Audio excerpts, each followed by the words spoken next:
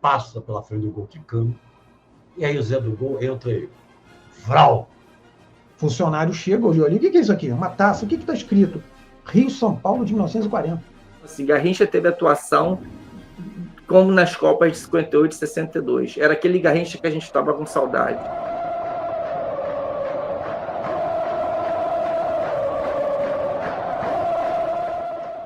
Bom dia, boa tarde, boa noite. Aqui é o Botafogo História. Eu vou falar sobre um título que o Botafogo conquistou contra o São Paulo em 98. Foi o Rio-São Paulo, o torneio Rio-São Paulo, né?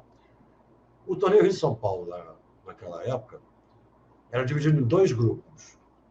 O Botafogo, no grupo 1, chegou em segundo, com o Palmeiras em primeiro, o Vasco em terceiro e o Corinthians em quarto. Nós começamos a ganhar do Corinthians lá em São Paulo, com o Zé Carlos, Zé do Gol, né?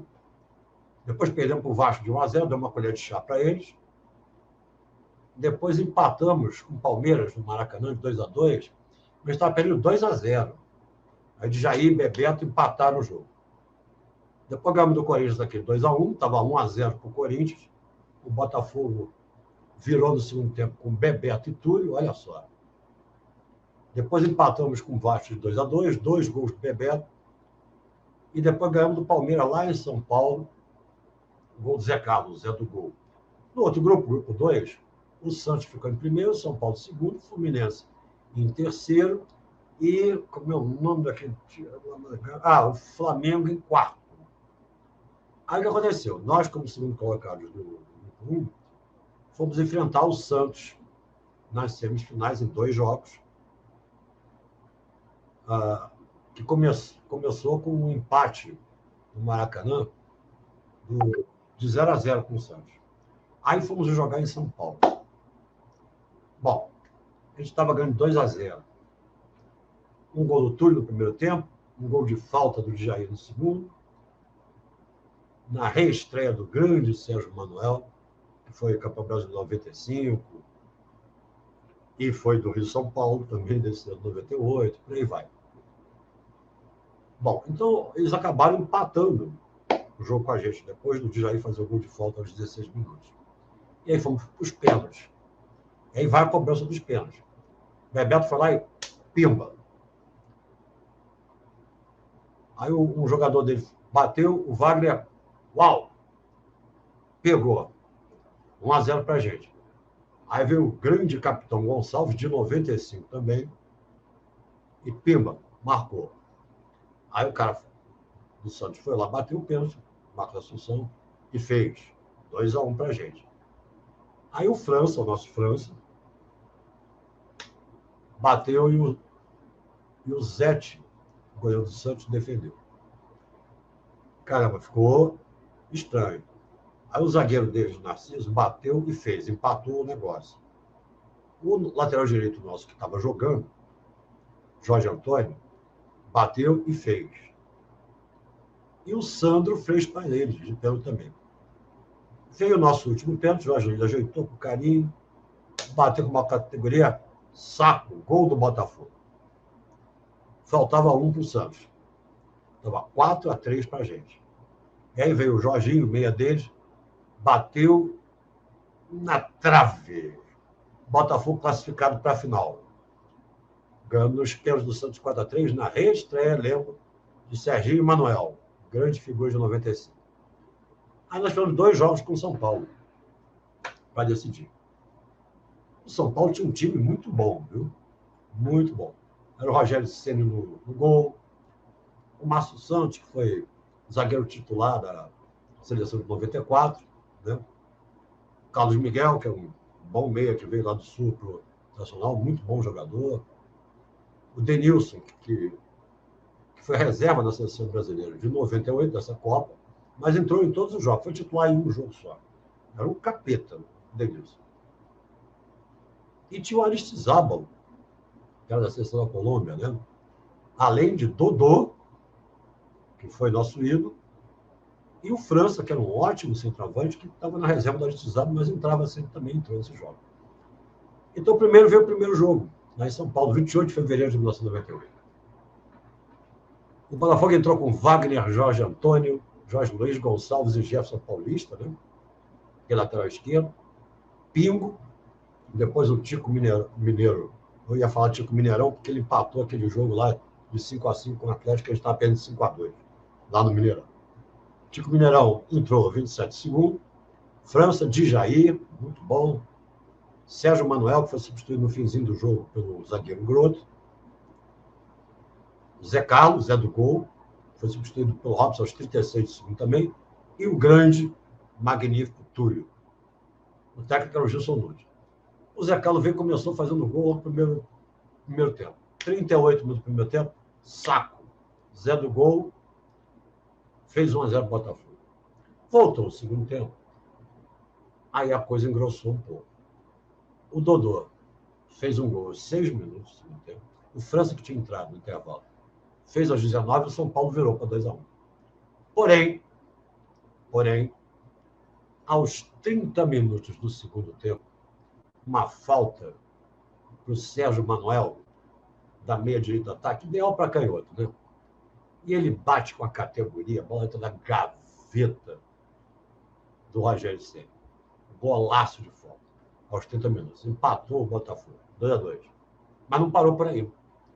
Aos 41 do segundo tempo, outra falta lá na lateral da área, mais ou menos. O Jorge Luiz, nosso zagueiro, foi lá e crau! 3-2 Botafogo. A torcida explodiu lá em São Paulo, o Botafogo estava lá e aqui também.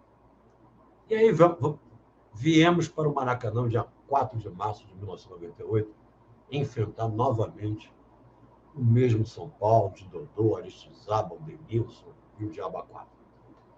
Dessa vez, quem jogou na lateral direito não foi o Jorge Antônio, o Wilson Goiano, grande Wilson Goiano, campeão de 95 também, e de outros campeonatos, vários campeonatos. O Wilson Goiano ganhou muito campeonato pelo Botafogo. Ele voltou no lugar do Jorge Antônio, que tinha tomado um sufoco do Denilson, ponto esquerdo de São Paulo, lá em São Paulo, e espetacular. Então a gente entrou em campo com o Wagner, Wilson Goiano, Jorge Luiz Gonçalves e Jefferson. Pingo, França, depois Zé do Gol, entrou aos 22 do segundo tempo. Olha a importância da entrada do Zé Carlos, daqui a pouco eu conto. Djair e Sérgio Manuel. Aí lá para os 43 minutos do segundo tempo, entrou um alemão, que era um jogador da base, que era volante, para segurar um pouquinho a onda. Depois eu explico por quê. O ataque, aquela fantástica dupla de jogadores do Botafogo, Túlio e Bebeto. E o técnico, já falei, o Gilson Nunes. Aí começa o jogo equilibrado, o Botafogo atacando um pouquinho mais. E aos 11 do primeiro tempo, o Jefferson Paulista pega a bola, toca para o Bebeto, que devolve na medida para ele uma tabelinha espetacular.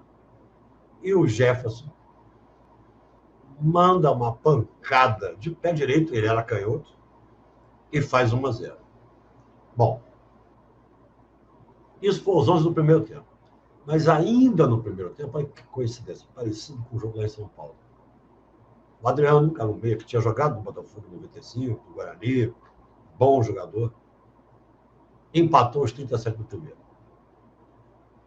E aí, o que acontece? Acontece que o Dodô, o nosso futuro nessa época, Dodô, faz aos 44 do primeiro de pênalti, e vira para o São Paulo. Com esse resultado, a disputa iria para os pênaltis, né? Mas lembre-se que eu falei para chamar a atenção da entrada de Zé Carlos, o Zé do Gol, aos 22 do segundo tempo. Pois é.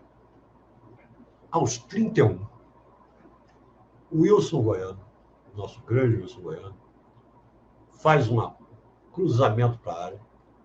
Aí vão Túlio e Márcio Santos, zagueiro deles, para o ar disputar a bola. A bola passa pelos dois. Passa pela frente do gol quicando. E aí o Zé do Gol entra aí. Vral! Dá uma chifrada para dentro do gol que o Rogério Ceni nem viu. Só deu tempo para o Rogério Ceni sair correndo para reclamar não sei de quê. Enquanto o Zé do Gol e o time do Botafogo ia para a torcida comemorar esta grande vitória do Botafogo, esse grande título que nós ganhamos de São Paulo, que tinha um belo time de futebol, assim como nós também. Botafogo campeão do Rio de São Paulo. E agora, para falar mais de Botafogo e São Paulo, vem aí um dos amigos aos quais me referi, Edu Santos. Vamos lá, Edu. Mete bronca aí.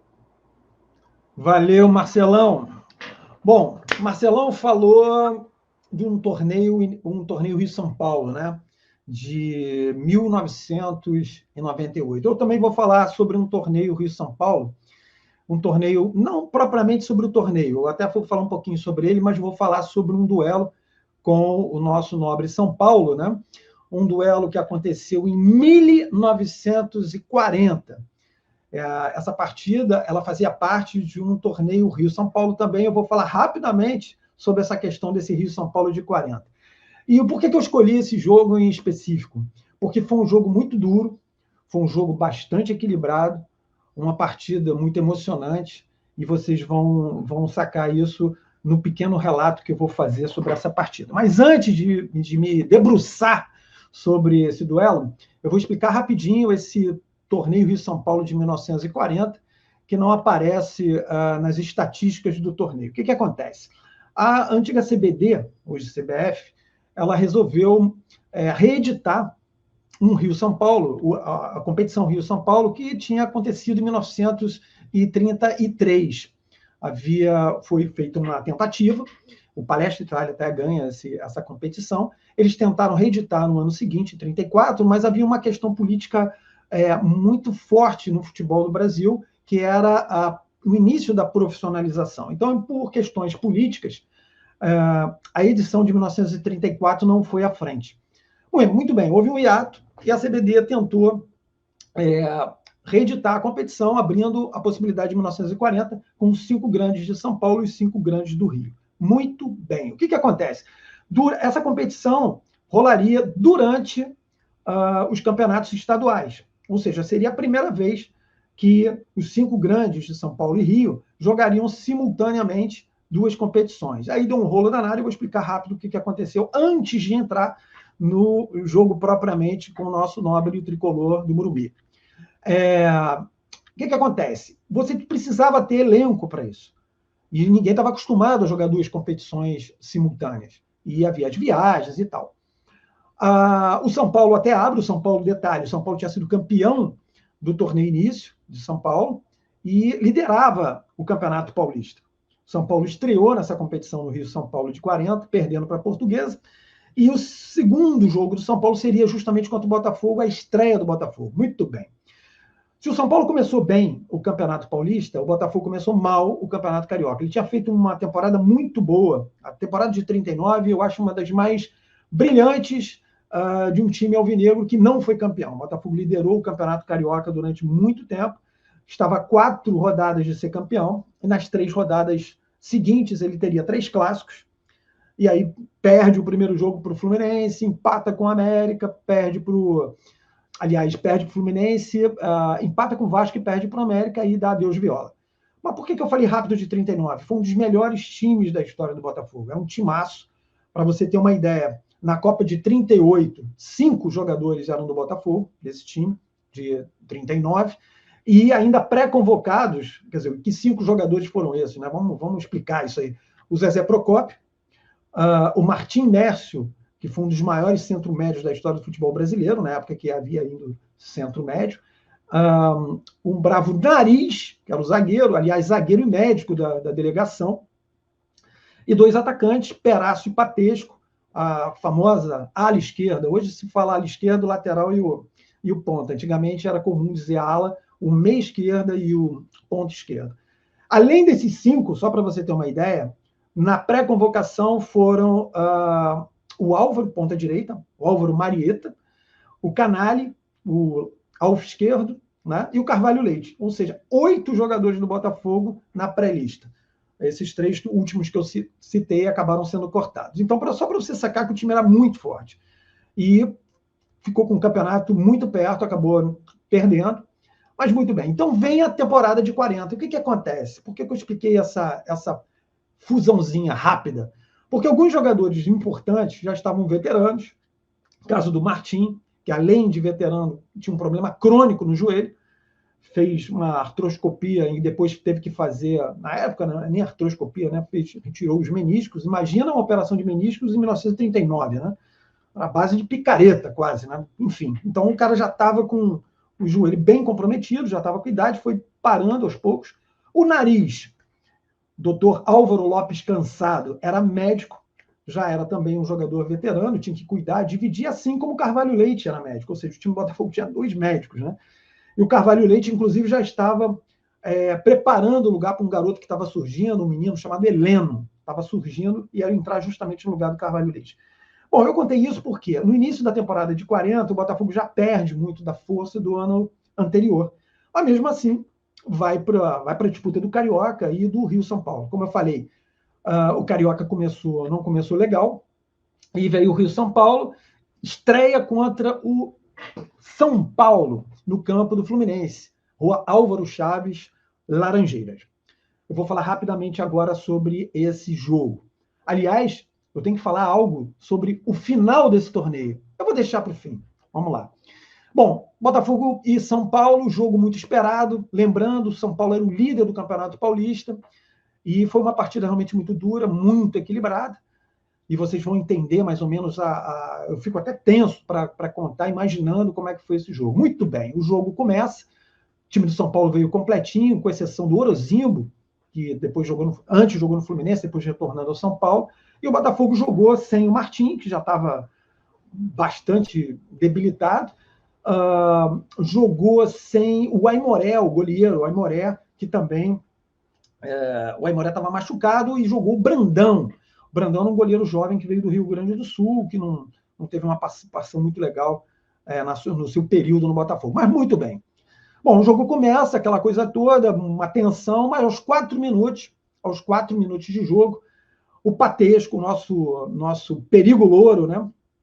Flecha Rúvia, vai na linha de fundo e bate cruzado. E o São Paulo tinha um zagueiro chamado Bruno. A bola veio na direção do Bruno, o Bruno falou, deixa que é minha.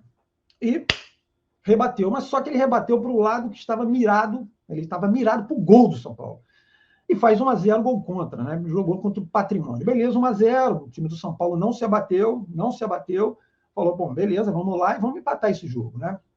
Muito bem. 4 minutos depois, no entanto, o time do Botafogo veio num contra-ataque, bola jogada na frente, e o nosso bravo Pascoal domina uma bola, chuta mascado, e o King, o goleiro do São Paulo, era o King Rei, né? Era por causa de um filme famoso dos anos 30, que eu não vou falar sobre o filme, ele ganhou o apelido por causa deste filme, mas muito bem. O King, imagina só, amigão, nos dias de hoje, o goleiro jogar com os pés é uma coisa um pouco complicada, né? Muitas vezes. Melhoraram muito, mas... Agora, imagina em 1940. Aí o King tentou chutar a bola. Bom, ele furou, e a bola foi pererecando, e 2-0 para o Botafogo. Mas isso, início de jogo, dava para o São Paulo reagir muito bem. Isso aconteceu aos 9 minutos, 2-0, tudo bem. Jogo ainda duro, jogo complicado. Aos 17 minutos, o Pascoal, alguns jornais dizem que foi o Carvalho Leite, chuta uma bola da entrada da área, o King tenta defender, solta, e o Patesco, 3-0. 17 minutos, 3-0. É uma coisa que não estava sendo esperada, mas o time do São Paulo, time brioso, foi para cima, falou, não, peraí, ainda tem tempo a gente pelo menos empatar até o fim do primeiro tempo. Bom, o jogo começou a ficar um pouquinho mais complicado, porque as bolas do Botafogo passaram a não entrar. Passavam perto, o goleiro pegava, o zagueiro tirava quase em cima da linha, mas, enfim, termina o primeiro tempo, 3-0. O pessoal do São Paulo volta animado, né? Deu aquela revigorada no intervalo e fala, bom, vamos partir para dentro e vamos tentar, e vamos virar esse jogo, tem tempo, pô, que é isso. Muito bem. Aos 4 minutos, como aconteceu no primeiro tempo, o Patesco faz uma jogada pela esquerda, mano a mano, pegou o Fiorotti em cima dele, ele joga na frente, deu aquela gingada, joga na frente, linha de fundo, cruza, e o Tadic, ponta direita, meu pai até conheceu o Tadic. Só score 4-0. Bom, 4-0, enfim, mas tinha tempo. tinha tempo. 4 minutos depois, guarda o nome do Pascoal. O Pascoal era o seguinte, né? O sinônimo fedia gol, Pascoal. A gente vai falar muito sobre o Pascoal em alguns episódios aí pela frente. Muito bem. Uma jogada de oportunismo do Pascoal, né? O zagueiro Bruno, lembra do Bruno? Aquele que foi infeliz no primeiro momento? O Bruno pega uma bola, estava marcado, olha para o gol, fala, vou atrasar. Só que ele atrasa e a bola vai pererecando, né? O King, na dúvida, vou, não vou. O Pascoal falou, bom, você não vai, vou eu. O Pascoal chega na frente e só desvia. 5-0. Bom, 5-0, início do segundo tempo, 4 minutos depois. Imagina, eu falei do Carvalho Leite, né? Pô, faltava o gol do doutor, né? Carvalho Leite estava ali na área esperando e tal. O Tadic faz uma boa jogada pelo lado direito, cruza, e o Carvalho Leite mete um sem pulo, 6-0. Bom, o time do São Paulo achou que o negócio estava começando a ficar um pouco complicado, mas era um time brioso, como eu falei, os caras muito tenacidade acima de tudo, e foram para cima. Tem tempo para virar o jogo. O time do Botafogo era um time, como eu te falei, com alguns desfalques e tal. Olha, vamos tocar a bola, porque o jogo tá complicado, tá difícil, os caras estão vindo para cima. Muito bem. Mas aos 23 minutos, falei do Pascoal, né? Pascoal, acho que naquela época não tinha TV, enfim, muito menos o programa do Fantástico, né? Mas o Pascoal já estava afim de, talvez, pedir música, né? Então ele queria o terceiro gol. E o Pascoal mete o 7º gol. Acho que eu não perdi a conta, não, né? Acho que é isso. 7-0. Bom, 7-0, mas tinha tempo. Ainda dava para conseguir, de repente, quem sabe, uma virada. E o time do São Paulo foi para cima, até que, restando 9 minutos, o Paulo, ponto esquerdo, abre os trabalhos para o nosso tricolor do Morumbi. Poxa, meu amigo, 7-1, agora dá. Faltam 9 minutos. 9 minutos, a diferença de 6, dá para fazer. O time do São Paulo foi para cima. Mas aí, restando 3 minutos, o Nelson Giuliani, que entrou no lugar do Carvalho Leite, era um bom meia esquerdo, jogava com meia direita também. O Nelson entrou e falou, não, peraí, tá todo mundo fazendo gol aí, eu quero o meu, né? Tem um escanteio, Tadic bate pela ponta direita, e o Nelson só cumprimenta o King. Faltando 3 minutos, 8-1. Mas foi um jogo duro, não se espante com o placar, não. Bom, o árbitro foi o Heitor Marcelino, que foi um jogador, excelente atacante, do Palestra Itália e tal. Eles eram São Paulo, né? Então os jogadores de São Paulo já ficaram meio assim, ó, acaba logo, vai que chega a 10, né? Mas aí, esses 3 minutos, não houve nenhuma novidade, e o Botafogo venceu esse jogo duro, um jogo complicado, por 8-1. Eu só vou fechar a minha participação de hoje. Eu falei para você, eu prometi para você, falar o que aconteceu no final desse Rio-São Paulo. O que aconteceu foi que não teve final. A competição tinha turno e retorno. Só foi disputado o turno. No final do turno, Flamengo e Fluminense lideravam. Os times de São Paulo acharam aquilo um absurdo, porque não estavam tendo time para poder jogar 2 competições ao mesmo tempo, e a questão financeira estava pesando demais. E os 5 clubes de São Paulo resolveram pedir limpa e saíram. A CBD, então, falou, olha, é um torneio de São Paulo, vai ser só o torneio Rio, não tem condições. E resolveu paralisar o campeonato e não homologar vencedores. Muito bem, só que a história não acaba aí, não. Isso foi em 1940, lembra? No decorrer dos anos, as estatísticas dos clubes, né? Esse torneio nem aparecia, porque não teve vencedor. Muito bem. Só que, nos últimos 20 anos, aconteceu um mistério.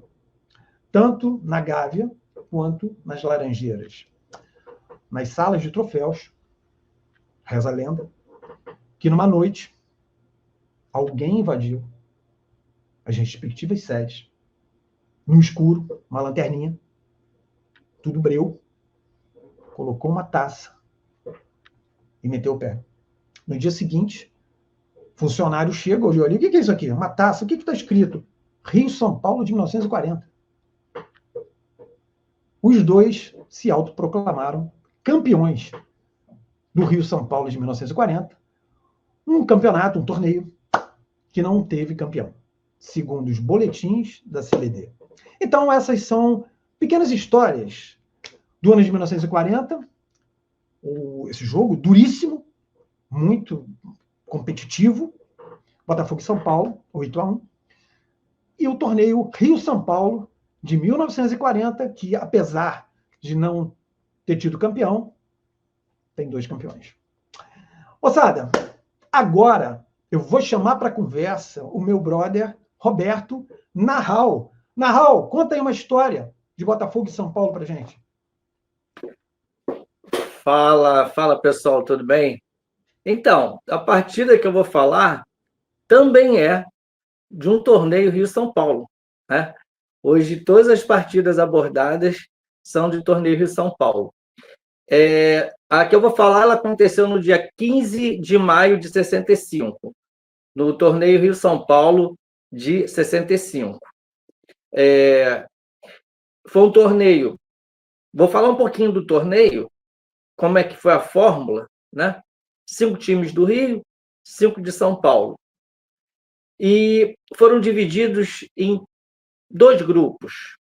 Grupo A, os times de São Paulo, grupo B, os times do Rio, sendo que foi disputado um turno, onde todos se enfrentavam. Todos realizaram 9 jogos. Todos se enfrentaram, mas tinha os grupos, né? Nós tínhamos os grupos A e B. Para quê? Para que o último paulista da tabela fosse eliminado e o último carioca também. E eles não disputariam o chamado retorno. O regulamento dizia assim: o campeão do turno enfrentaria o campeão do retorno. No retorno, não tinha mais grupo A e grupo B, porque o objetivo era eliminar o último carioca e o último paulista, então já não tinha mais isso, e todos se enfrentaram também. Só que agora, em vez de realizar 9 partidas, como no turno, eram 8 clubes, realizaram 7 partidas. Então, essa foi a fórmula do torneio Rio-São Paulo de 65. Mas eu vou abrir um parênteses aqui, falando de 64 e desse jogo que eu vou falar do Botafogo contra o São Paulo, que foi em maio, mas eu vou voltar alguns meses e vou lá para janeiro. O Botafogo rapidamente se reapresentou no início de janeiro para disputar uma partida contra o Santos, uma melhor de 3, para decidir o quê? O torneio Rio-São Paulo de 64. Então, em janeiro de 65, começaram a disputar a decisão, porque os 2 times terminaram empatados. E o objetivo era uma melhor de 3. Aconteceu essa partida no dia 10 de janeiro. O Botafogo venceu por 3-2, chegou a estar 3-0. O Santos fez 2 gols, ainda houve um terceiro gol que a bola não entrou, o juiz deu o gol, depois voltou atrás e tirou o gol. Essa partida aconteceu de tudo, o Manga foi expulso, o Pelé foi expulso, o Roberto, centroavante, foi para o gol, depois se machucou, né? Deu aquele migué, se machucou e foi substituído pelo goleiro reserva Hélio. Então, uma partida bem agitada, mas o Botafogo venceu por 3-2. O primeiro jogo da final de 64. O Botafogo foi fazer excursão internacional e não teve mais data para jogar com o Santos em janeiro, fevereiro, março. E aí já volta o Rio-São Paulo. O Rio-São Paulo já havia até começado. Após essas excursões do Botafogo, esses jogos fora, o Rio-São Paulo já havia começado, já estava na 3ª rodada, 4ª rodada, por aí. Bom, mas por que eu falei desse Botafogo e Santos? Porque ele tem a ver também com o Rio-São Paulo de 65. Por quê? No primeiro turno, né, chamado turno, né, eu estou falando de primeiro turno, às vezes pode se falar segundo turno, mas na época a nomenclatura era turno e retorno. Então, no turno, o Botafogo jogou com o Santos no Maracanã, no turno de 65, que ganhou de 3-2. Essa partida valeu só para o Rio-São Paulo de 65. Caso o Santos se classificasse para o retorno, a partida seria em São Paulo e valeria também para a melhor de 3 da decisão de 64. Olha como é confuso, né? o jogo Botafogo e Santos, no retorno do Rio-São Paulo de 65, também decidiria, seria para a melhor de 3 de 64. Se fosse empate, Botafogo campeão. Se o Botafogo ganhasse, Botafogo campeão, já que era uma melhor de 3. Mas se o Santos vencesse, forçaria um novo jogo. Só que esse jogo não aconteceu, por quê? O Santos foi o último colocado do turno do Grupo A, que era o Grupo Paulista, e ele foi eliminado. Portanto, não aconteceu o jogo do retorno, não ocorreram datas para ter um novo jogo, e o que aconteceu? Os dois foram proclamados campeões. Mas por que eu estou falando isso, já se que o objetivo é Botafogo e São Paulo? Porque em muitos livros, em muitos sites, você encontra que o campeão de 64 do Rio São Paulo é o Santos. Olha que loucura. A CBD oficializou os dois, ambos são campeões. Né? O Botafogo venceu uma partida de 3-2 lá em 10 de janeiro, mas você ainda encontra em alguns sites, até livros dos anos 80, 70, dizendo que álbuns de figurinha, onde tinha lance de campeões, lista, né? Que era o Santos o campeão. Então, isso aqui é para chamar a atenção que, em 64, Botafogo e Santos campeões. E não houve a partida do retorno e, por falta de datas, não continuou. Mas vamos falar de Botafogo e São Paulo, já que o objetivo é esse. Vamos lá. E aí, o que acontece? No dia 15 de maio, o Botafogo enfrenta o São Paulo no Maracanã. E uma das manchetes dos jornais da época é: um tricolor pagou pelo outro. E aí eu vou ter que voltar também alguns dias para explicar o que aconteceu. Como assim um tricolor pagou pelo outro? Bom, estamos já no retorno, tá? Retorno do Rio-São Paulo de 65.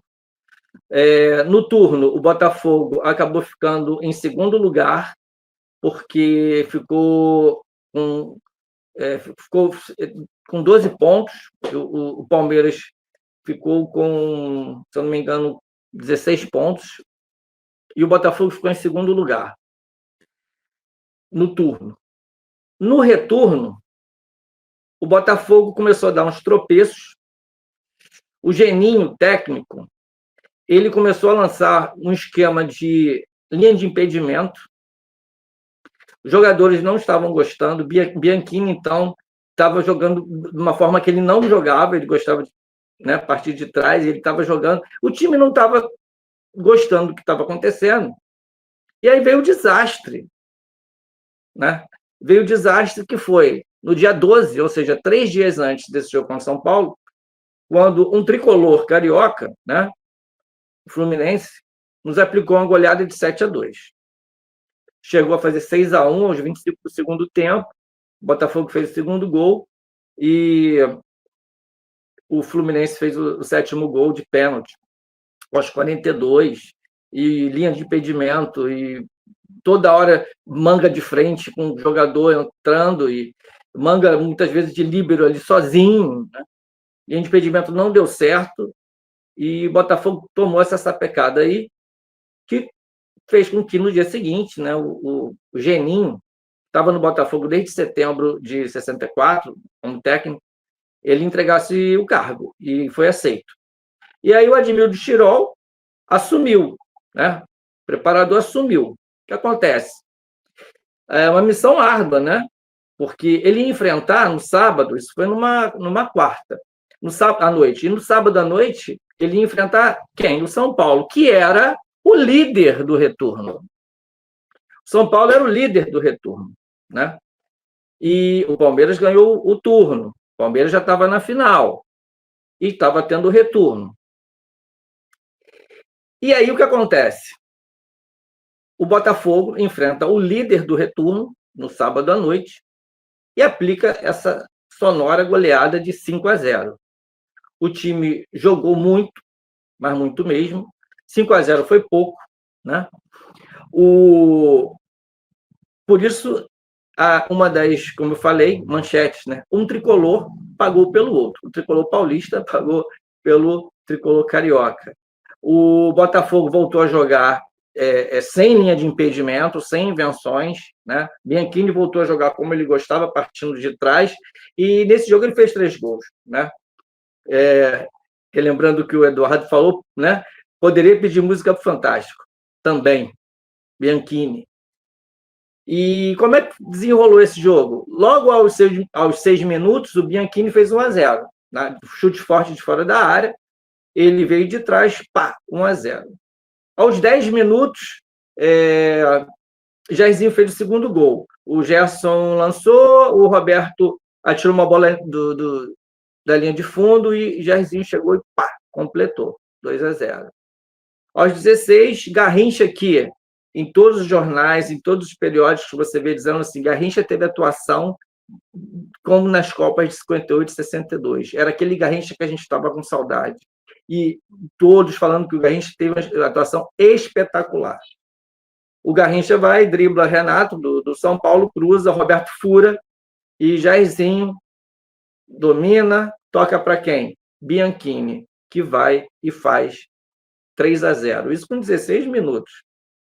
Mas, logo depois, nem dando tempo para respirar, aos 18, o Gerson driblou, conseguiu sair de um jogador pela esquerda, pela direita, ali no meio, na meia-lua, né? E chutou um foguete, 4-0.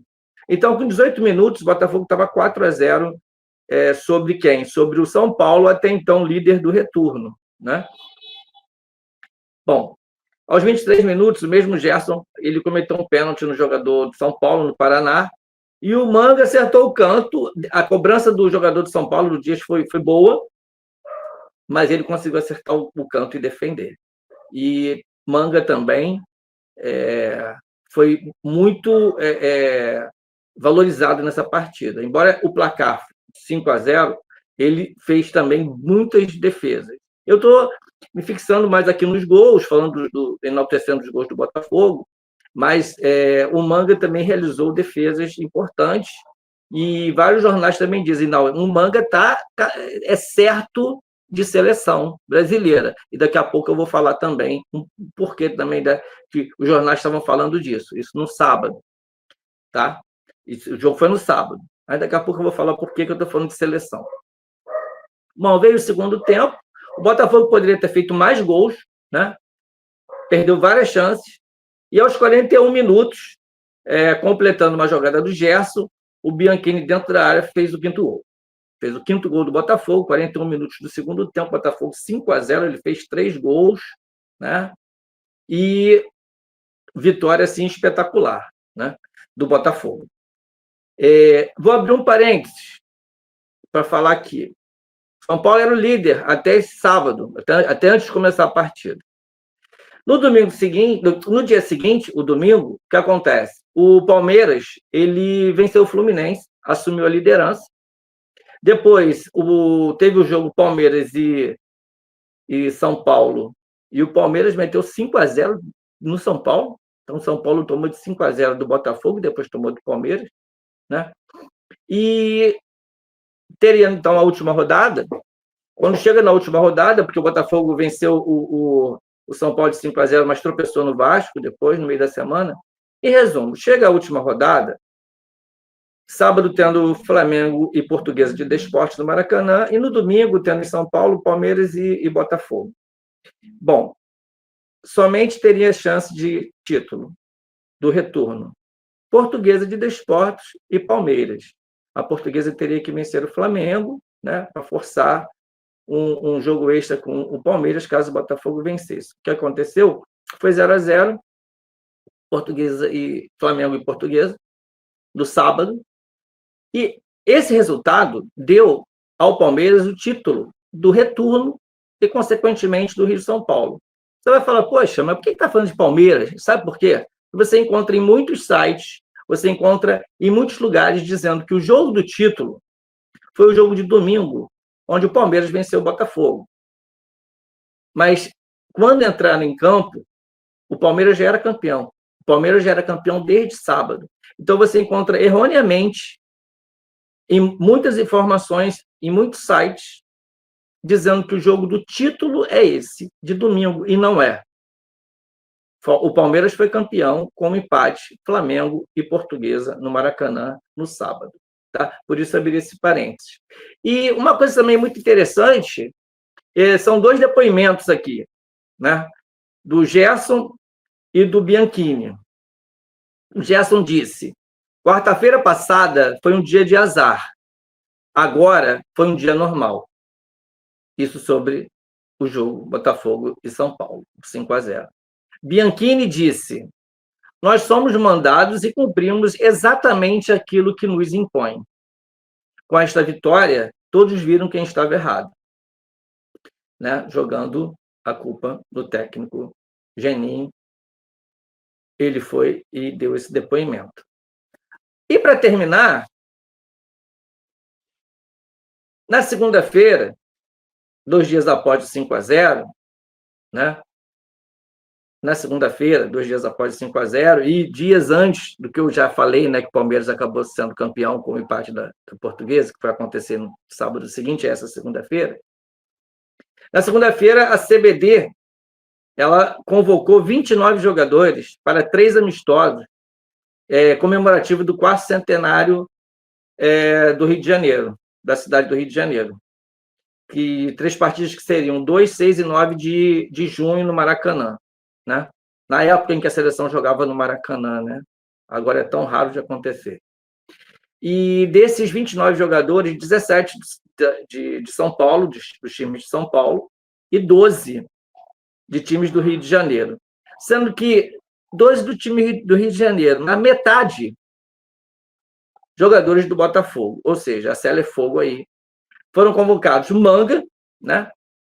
Que, como eu falei, foi muito exaltado no jogo de São Paulo, mesmo o Botafogo tendo vencido por 5-0, placar elástico, ele fez grande defesa. Rildo, Gerson, Garrincha, Bianchini e Jairzinho. 6 jogadores do Botafogo convocados, isso 2 dias após essa vitória esmagadora de 5-0 do Botafogo sobre o São Paulo, que tirou do São Paulo, né, a liderança e permitiu com que o Palmeiras ganhasse o Rio-São Paulo após as partidas naquele jogou e venceu. E o Botafogo está aí.